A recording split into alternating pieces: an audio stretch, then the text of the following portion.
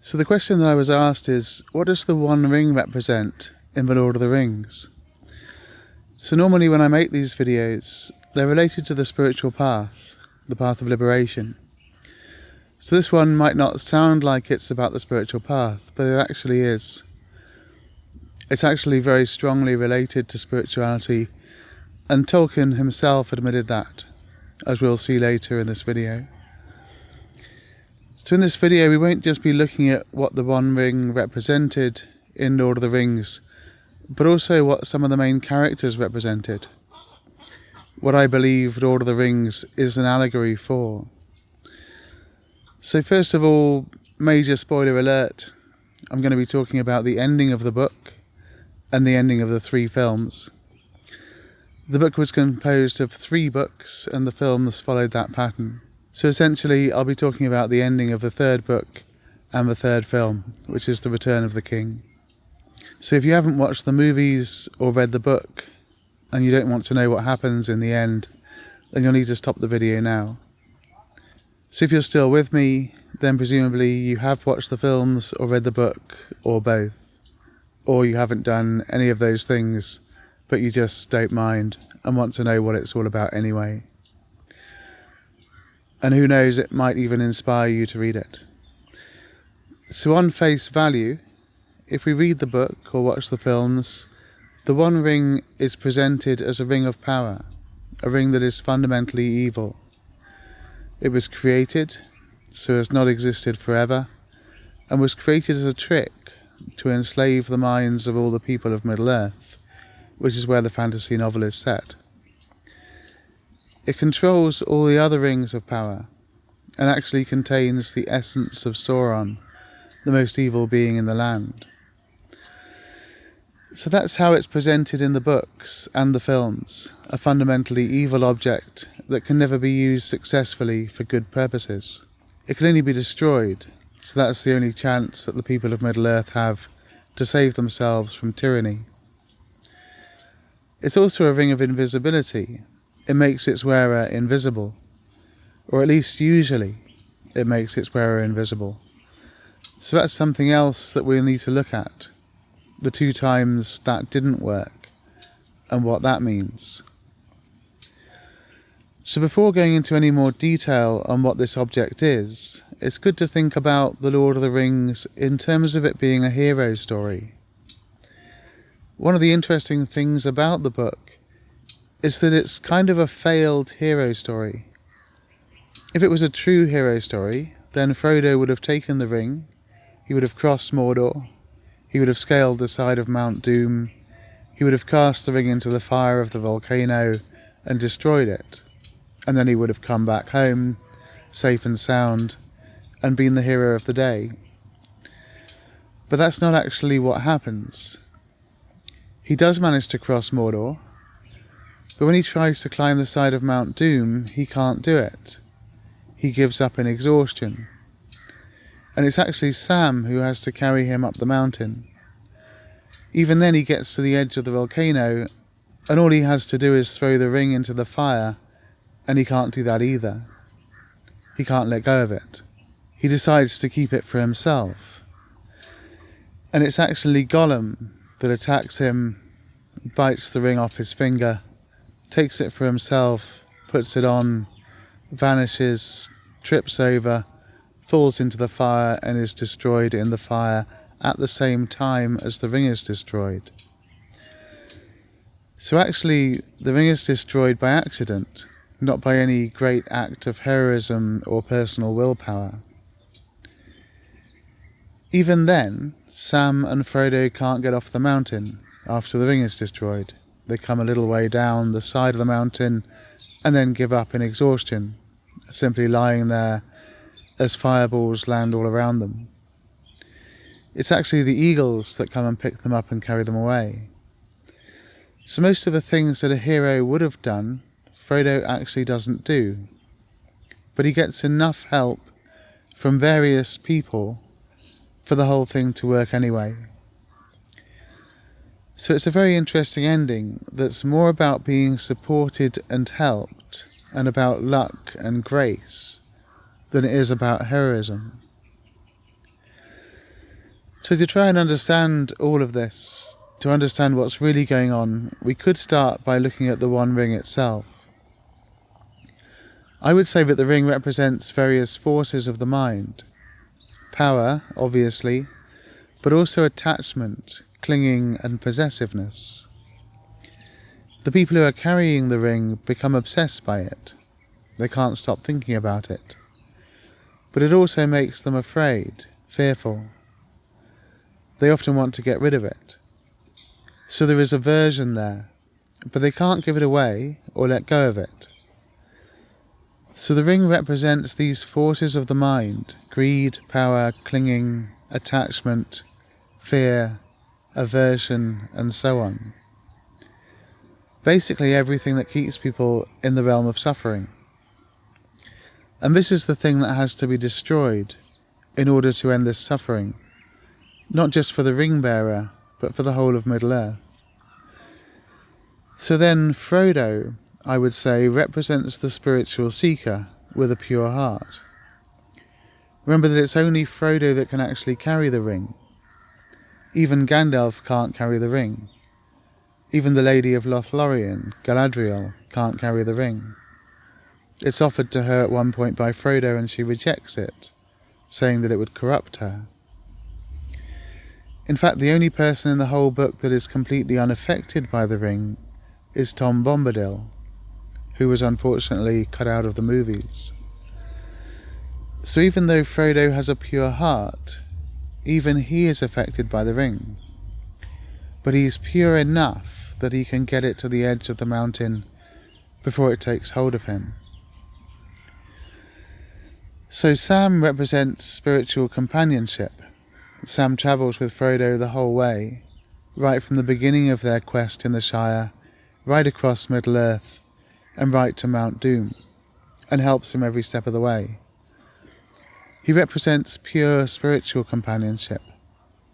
Even when Sam has to take the ring from Frodo at one point, when Frodo is captured by the spider, Sam isn't corrupted by it. He's able to give it back to Frodo again. So Sam is representing pure spiritual companionship, which is almost essential for anyone on the spiritual path. People simply can't make the journey of liberation alone. So what about Gollum? I would say that Gollum represents the ego, essentially Frodo's ego, which is the me and mine aspect of the mind. That part of the mind which identifies with things, which wants to hold on to things. So we constantly hear Gollum saying, "My precious, it's mine," about the One Ring, even though it isn't his. And he simply can't let go of the ring, even after he lost the ring in the cave in the book, The Hobbit. He's been constantly looking for it, and he still thinks it's really his. He's still identified with it. So at the edge of the fire of Mount Doom, it's Gollum as Frodo's ego who takes the ring and then accidentally falls into the fire of the mountain and is destroyed with the ring.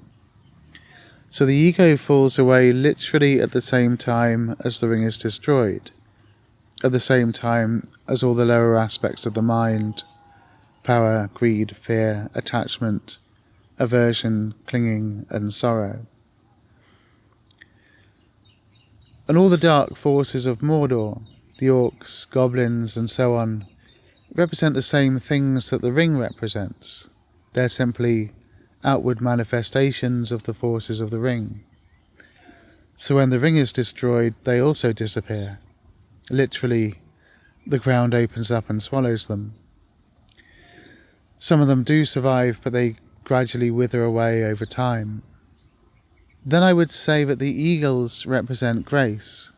Frodo and Sam can't get themselves away from the volcano on their own, even after the ring is destroyed, and Gollum's destroyed. The eagles have to pick Frodo and Sam up and carry them away. So even then, after the mind and the ego are transcended, grace is needed to complete the journey. When the ring is destroyed and the ego is destroyed, with Gollum falling into the fire, that's the point where Frodo becomes spiritually awakened. realizing his true nature, his true self. He's no longer carrying the burden of an ignorant mind, which is the ring, and the burden of the ego, which was Gollum. So two of the hallmarks of this are compassion and love, and we see Frodo demonstrating these qualities when the hobbits return to the Shire, after the ring is destroyed, to find Saruman there. So if you've only watched the films and not read the book, then you'll probably think that Saruman dies in Isengard when he's pushed off the tower by Wormtongue, also called Grima. But in the books, Saruman's actually captured and held prisoner by Treebeard in Isengard, and then he's released later on. He goes to the Shire with a group of henchmen and tries to destroy it, simply to get his revenge on the hobbits for ruining his plan. And he is successful in destroying much of the Shire. When Frodo finally meets Saruman in the Shire, some of the hobbits and men have mounted a successful challenge against Saruman's henchmen, and are wanting to kill Saruman. But Frodo acts out of compassion and says that he should be allowed to go free. At that point, Saruman actually stabs Frodo and tries to kill him. He fails because of Frodo's elven mithril armour. And then again people say he should be killed, but even then Frodo says he should be spared. This is from the last book of The Lord of the Rings. Saruman turned to go, and Wormtongue shuffled after him.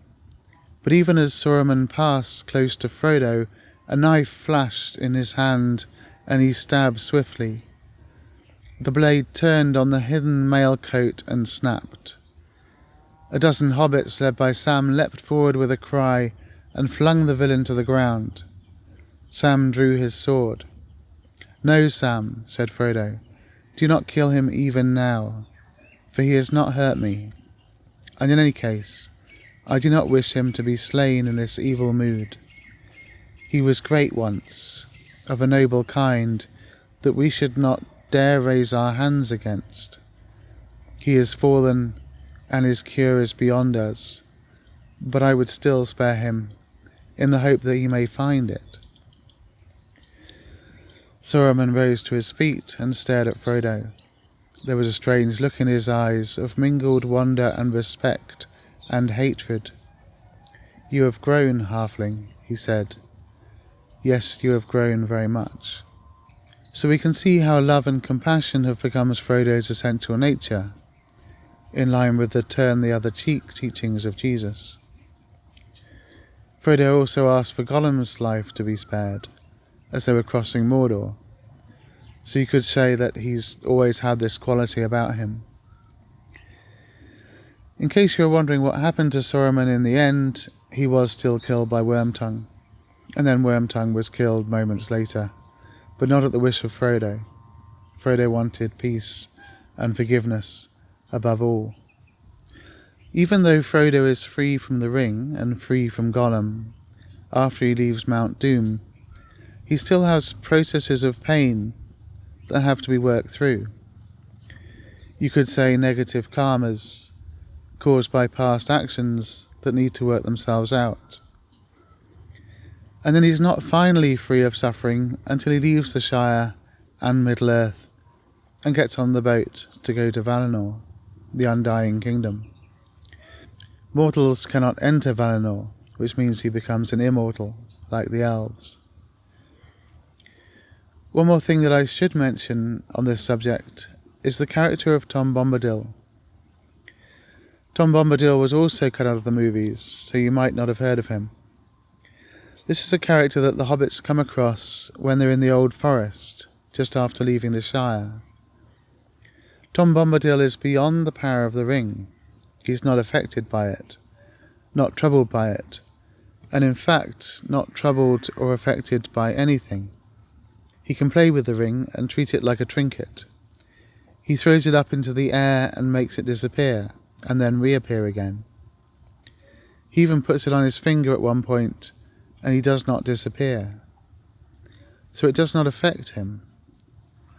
Then when he gives it back to Frodo, Frodo puts it on his own finger to check that he's been given back the real ring, and although he vanishes, Tom can still see him.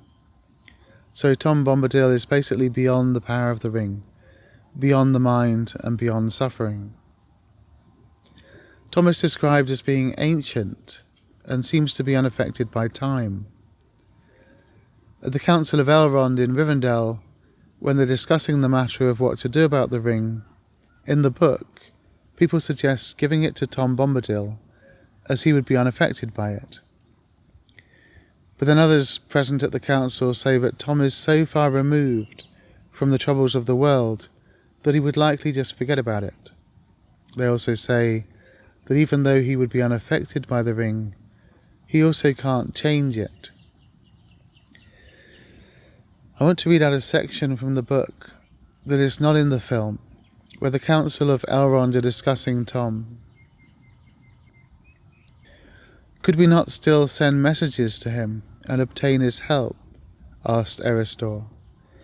"It seems that he has a power even over the ring." "No, I should not put it so," said Gandalf. "Say rather that the ring has no power over him. He is his own master, but he cannot alter the ring itself, nor break its power over others. And now he is withdrawn into a little land, within bounds that he has set, though none can see them, waiting perhaps for a change of days, and he will not step beyond them. But within those bounds nothing seems to dismay him," said Erestor. "Will you not take the ring and keep it there forever, harmless?" "No," said Gandalf, "not willingly. He might do so if all the free folk of the world begged him, but he would not understand the need. And if he were given the ring, he would soon forget it, or most likely throw it away. Such things have no hold on his mind. He would be a most unsafe guardian, and that alone is answer enough." "But in any case," said Glorfindel, "to send the ring to him would only postpone the day of evil. He is far away. We could not now take it back to him unguessed, unmarked by any spy. And even if we could, soon or late the Lord of the Rings would learn of its hiding place and would bend all his power towards it.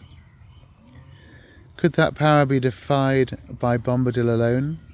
I think not. I think that in the end, if all else is conquered, Bombadil will fall, last as he was first, and then night will come." That last line is interesting because it echoes a line from the Christian Bible. In Revelation 1:17-18, we find John saying, in reference to Jesus Christ, "When I saw him, I fell at his feet as though dead. Then he placed his right hand on me and said, 'Do not be afraid. I am the first and the last. I am the living one. I was dead, and now look, I am alive forever and ever, and I hold the keys of death.'" So I would say that Tom Bombadil is representing the higher self, the Atman in Sanskrit, the nature of pure consciousness, which is always untouched and unaffected by anything that happens in the mind and in the world. But he's not transcendentally situated. He's fully embodied in the world, completely one with nature and one with the flow of life, the divine flow. In other words, Jivan Mukta, liberated whilst living, otherwise called Christ consciousness. Tom's name in Elvish is Iarwain ben Adar, which literally means oldest and fatherless.